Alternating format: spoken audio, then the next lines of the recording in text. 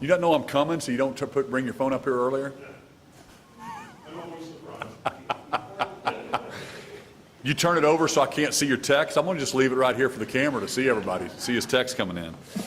Well, welcome everybody to our weekly press conference and update. Love coming in here and answering questions. But first, wanted to address Doge OK. So this was our first meeting today. We had a meeting with all of the state agencies as we're trying to turn over every rock and look for efficiencies, and if there's anything we can use with technology to serve Oklahomans better and more efficiently. So it was great. We've got Mark Nuttall, who's a great Oklahoman out of Norman, helping with this project, and we have a team in OMES that's also handling it with Rick Rose.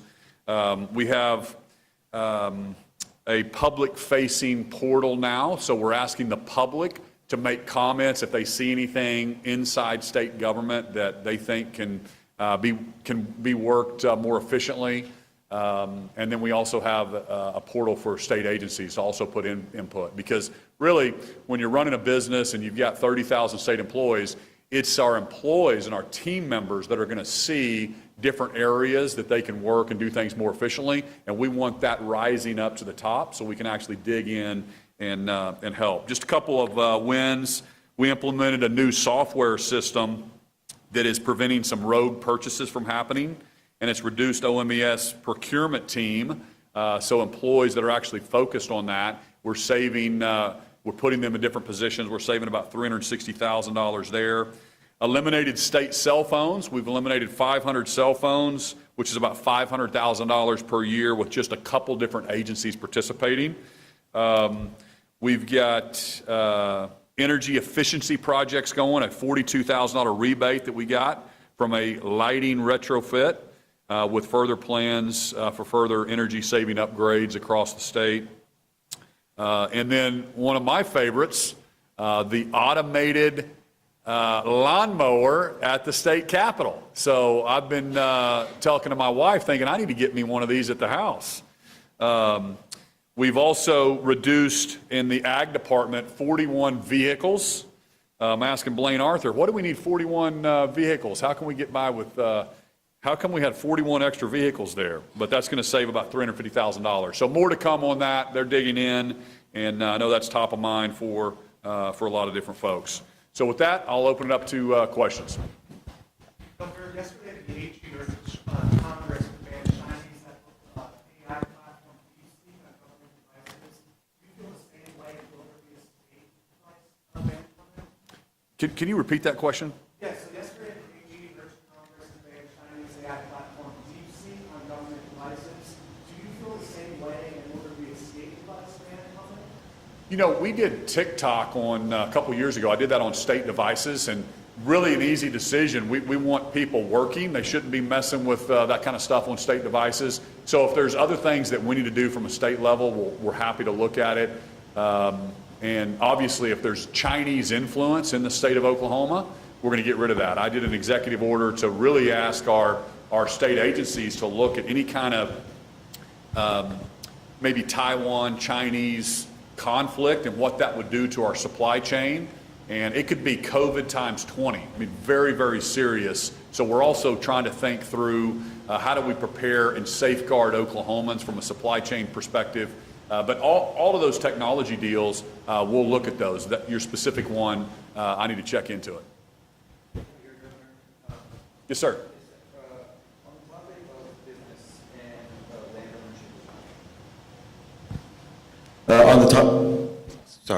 On the topic of business and land ownership from foreign entities or by foreign entities in Oklahoma, there are some measures in the legislature right now that are looking to regulate that, put some red tape around who can own what kind of land as it relates to critical infrastructure.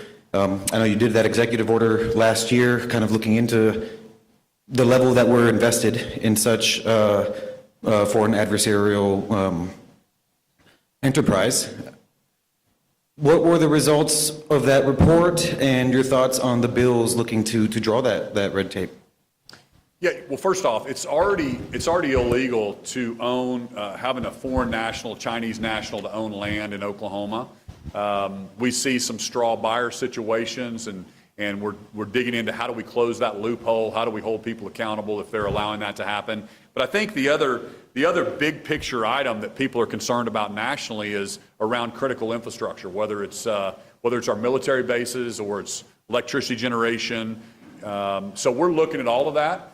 I do not want to grow government, so if there's bills that are going to grow government, I'm opposed to that. But there's also federal agencies that need to engage in this that are supposed to be looking at foreign investments in the U.S. So we need to encourage our federal partners to look at that as well. There's bills floating around that not more than 25% could be owned of certain farmland if you're a foreign ownership. That's very complicated when you think about a public company and investing in that.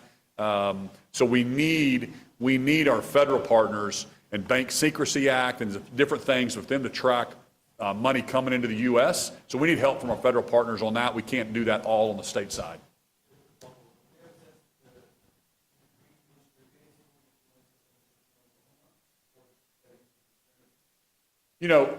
Specifics, I'd need to get our law enforcement to help you with that. We can get back with you on it.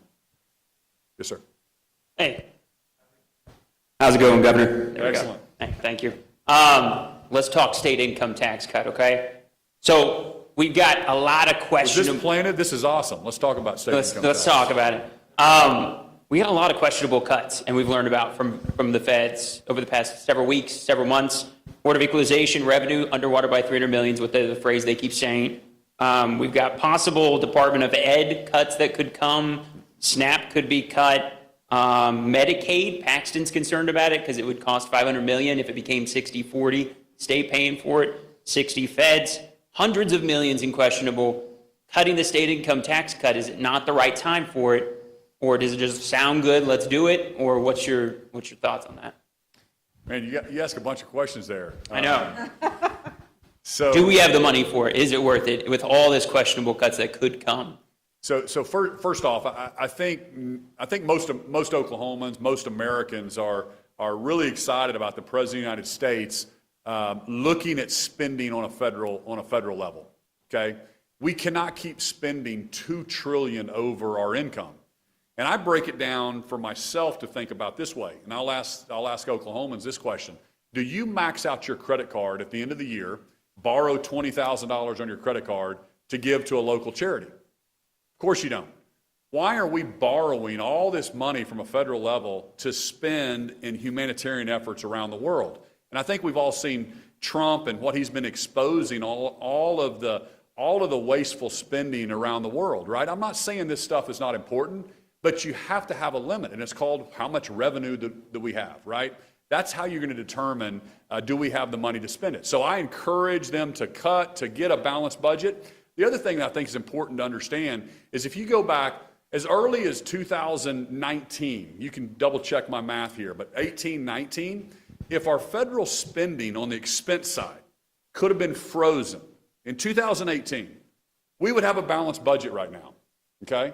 Really, this is not that complicated. It is to slow the growth of federal spending, and our revenue is going to continue to grow. We're going to continue to increase revenue, but what happens is, from a federal level, we're spending, the spending increases is just getting more and more and more and more. So that's my comments on the national level. Our interest-only payment is $1 trillion now, okay? And that's before we reprice the bonds, and it probably is going to be closer to 1.8 trillion if you have a true, what the new interest rates are on borrowing costs. So $1 trillion interest only, that means you're not doing principal and interest like a mortgage payment. You're not paying this $36 trillion down. And it's worse because we keep borrowing $2 trillion over our spending, so we keep adding to that. That is what is inflationary pressure that's hurting moms and dads and families in Oklahoma and across America. So I'll say that big picture. Oklahoma, we have to live with a balanced budget. Oklahomans elected a businessman governor 6 years ago. We had zero money in savings. Now we have the best economy we've ever had. Now we have a $5 billion savings account. Can we afford to give a 0.5 point cut back to Oklahomans, which is $240 million out of this budget? 100% we can afford to do that. You don't figure out how much money you can spend and then at the end of the year say, well, how much money do we have to tithe, honey? Or how much money do we have to save? You save and you do your priorities up front, or you give your money to the Lord and you tithe 10% first, and then you spend your money. It's no difference in our budget. We need to cut the taxes by 0.5 point today, and then we'll figure out how much we can spend. Because if you do it the other way, government can never spend enough money. They will always come to you and say, give me more money because look how much more good I can do for society. So again, I mean, I can go tit for tat on all the different spending, but we have increased spending a bunch since I've been here. But we've done it responsibly. I've cut taxes. I cut the grocery tax. I've got the savings account. And it's time to do another cut for Oklahomans. The money doesn't disappear. I'll say it one more time. The money just doesn't stay in the government's pocket. It stays in your pockets to spend at the grocery store, to spend at the bicycle shop, to be spent in throughout the economy that then ends up coming back. And it's nothing stagnant. So when you hear, oh, if we cut 240 million or annualize at 600 million, that's a static way to look at it. It's never static. We are creating a business-friendly climate. If we don't cut, we're going to catch ourselves as Oklahomans being an outlier. Texas has a 0% income tax. Arkansas just went lower than us. Kansas just went lower than us. Colorado's lower than us. Iowa, Nebraska just cut to get lower than us. We have to compete with these businesses coming to Oklahoma. As the businessman governor, I'm warning Oklahoma, we have to cut. Do not believe the fact that the legislature, we need to spend more of the people's money. It's the people's money. Yes, sir. Hey, Oh, yes, ma'am. so announcement today that Google is buying some land in Stillwater to open a new data center. What does this mean for the state, for economic development, jobs, all of those things? Yeah, we're really excited. We've been working on this for a long time. CLO was able to put that land together for Google. And, they obviously already have, I believe they're number 1 or number 2 biggest data center in the entire world in Pryor, Oklahoma. It's great. Pryor schools are off of the funding formula. They get their own tax revenue now from Google, which is great for our school system out there in eastern Oklahoma. The jobs that they create. This data center in Stillwater is going to be focused more around AI. So that's really, really good for technical degrees and high-tech jobs. And it's just a testament to our business-friendly climate. I don't want to lose that back on the tax policy side. And it's because of our energy, because we have one of the most affordable, reliable grids in the country, that they're moving to Oklahoma. That's why getting behind the meter done is so important to make sure we can continue to have excess energy generation in Oklahoma. It's going to be a differentiator between us and these data centers and AI centers and manufacturing coming to Oklahoma or coming to other states. So we got to keep that momentum going. But overall, we're really, really excited about Google, and it's just going to be a great project, great construction jobs, great everything there. Just not the direct jobs, but really when you have the economy booming, it helps everyone, and it helps education, infrastructure, healthcare, everybody. Outside on the steps of the Capitol, you were just there. There was a rally to say thank you to legislators and yourself for the parental choice tax credit. Obviously, there's been concern following a tax commission report from a few Oklahomans, many, saying that this was just going to wealthy Oklahomans. What's your message to those who say that? And then also, outside, you advocated to raise the cap. Can you explain a little bit more about that and what you're hoping to do? Yeah, absolutely. And first, I'd like to preface this to say that more competition is good in education, right?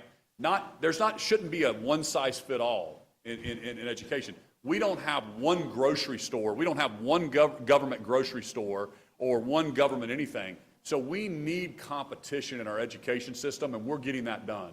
And that is going to be hugely beneficial for Oklahoma.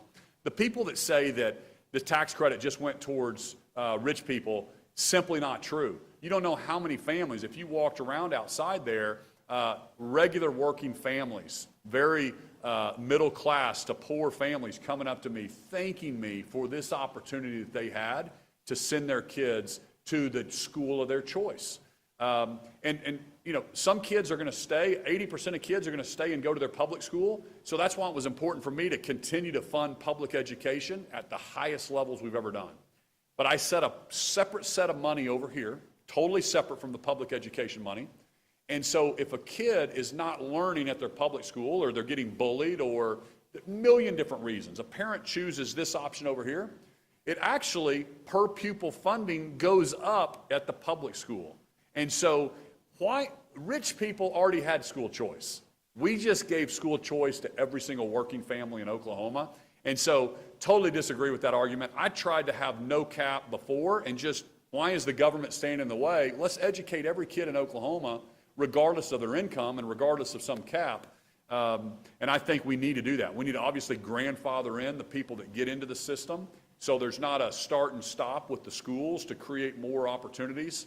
And really, it's not just your traditional schools. It could be specialty schools. It could be the aviation academies. It could be kids at entrepreneurial schools and STEM schools, and schools getting ready for the ag industry or getting ready for aerospace. There's a million different school ideas out there, and I want to inject that competition in Oklahoma to get ready for the workforce. I think it's a free market solution to education and to improve our education. Because at the end of the day, let's make sure that we have the best opportunity, the best education in the country, and I think you do that through more options and letting parents have more decision-making over where their kids go.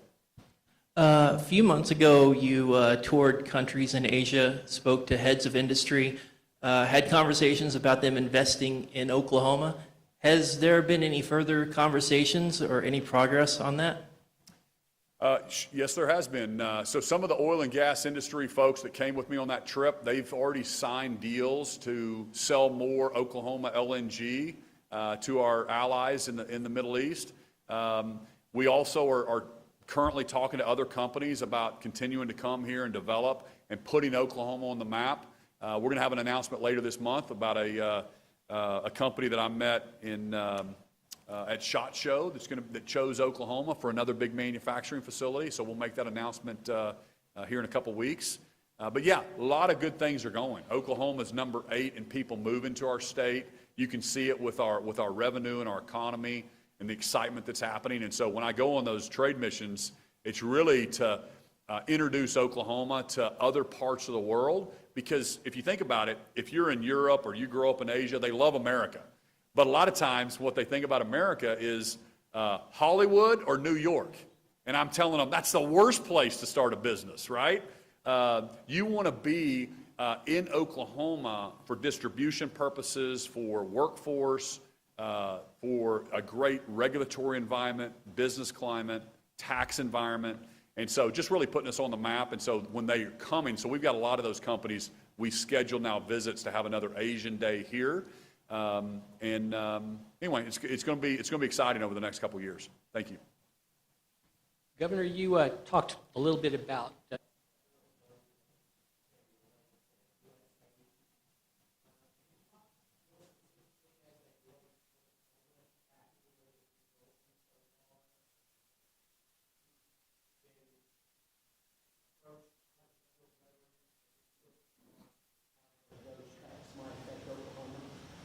You know, with my leadership position in the National Governors Association, we put together, certain statements that we can come together on a bipartisan method, Republican and Democrat governors. And I think the statement was something to the effect of, states need a seat at the table.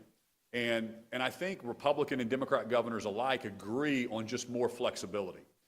We were also on, the chairman of the National Governors Association is Governor Polis, and he had a Zoom call with some governors and also the Secretary of Education, Secretary McMahon. And as you're hearing on the news, they may be cutting the federal Department of Education. Well, that sounds scary. It's not scary at all for Oklahoma.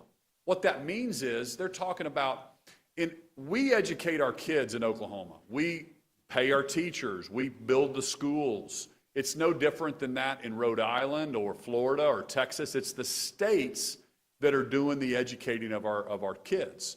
So what exactly does the federal Department of Education do?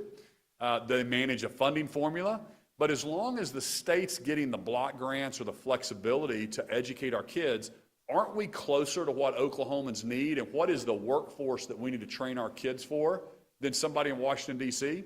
So we applaud the president's efforts to look at that federal spending to say, give us more flexibility, and we're going to be able to do it better here in Oklahoma than somebody in Washington, D.C. So I don't think that's scary at all. I think it's something that should be talked about. I think President Reagan was talking about it.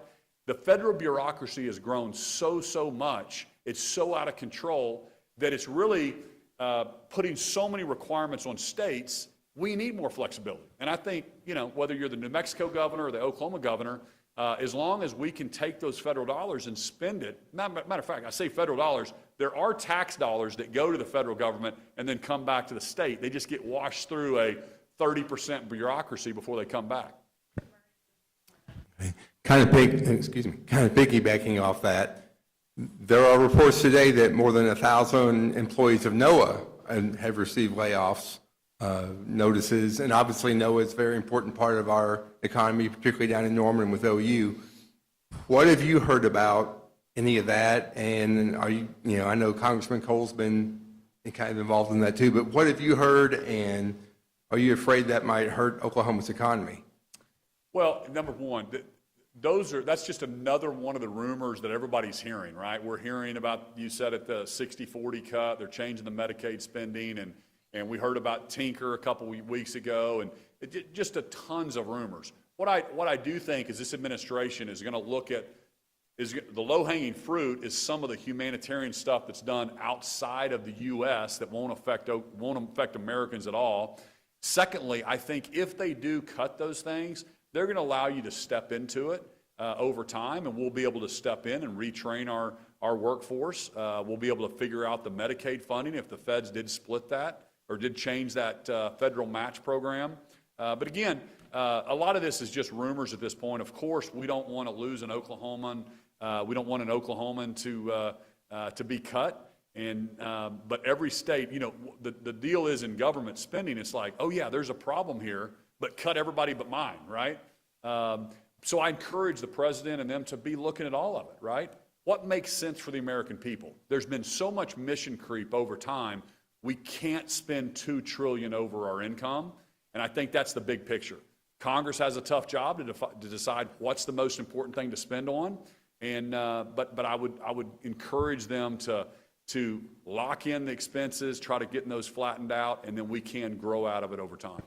I promised that I'd keep this quick, so I'll do my best. You mentioned Mays County prior, Mid-America Industrial Park, business recruitment, excuse me, and the need for energy and electricity.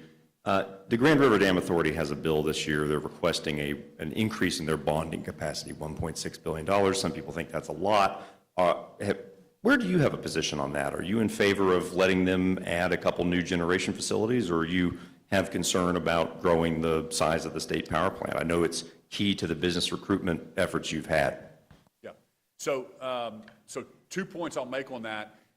You're in the weeds, but basically what you're asking is, do I approve or am I favorable for GRDA getting more bonding authority so they can build more generation? The answer is yes, 100%. Whether it's new generation by GRDA or PSO or OG&E or any other provider, I'm for that. Behind the meter, I'm for private companies coming and creating new gas turbines and setting up long-term contracts to facilitate not interconnect to the grid, but literally just providing power for a new huge gigawatt manufacturing facility. Now, what I'll also caveat and say that I've been telling the leadership and GRDA themselves, this is a state-owned asset. They need to be returning a return to the taxpayers. So in other words, if you had a $2 billion asset, you would demand a return for it. Otherwise, you sell it, right?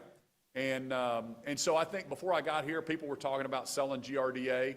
I don't think we need to do that, but I do think that we should look at them returning some kind of return to the Treasury or basically the taxpayers for the asset that we have.